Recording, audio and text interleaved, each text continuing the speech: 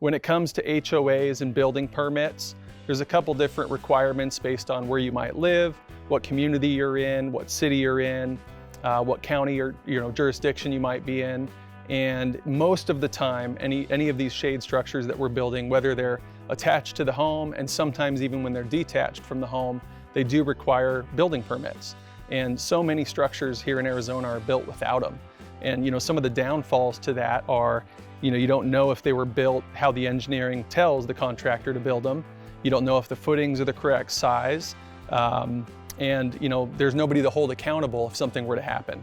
If that structure ends up falling over in a monsoon or a microburst because the footings were not dug to the correct size or because it didn't have a building permit, the manufacturer's just not going to stand behind that installation, and the contractor may or may not stand behind it either.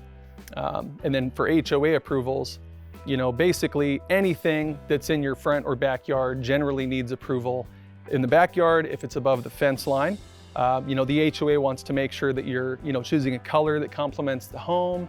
They want to make sure that you're the correct distance from the property line walls, that you're not exceeding their height restriction, things like that. And so that's why it's very important to obtain both HOA and/or building permit approvals when they're necessary. When you work with us here at Sonoran Shade, we handle everything when it comes to the HOA approvals and the building permits.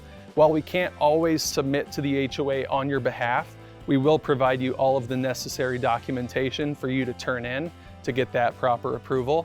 And when it comes to the building permits though, we do that from A to Z. So we're drafting the plans, the build sheet, the site plan, putting together the engineering, submitting it for you, going through the process, paying the fees, and then of course getting that building permit issued.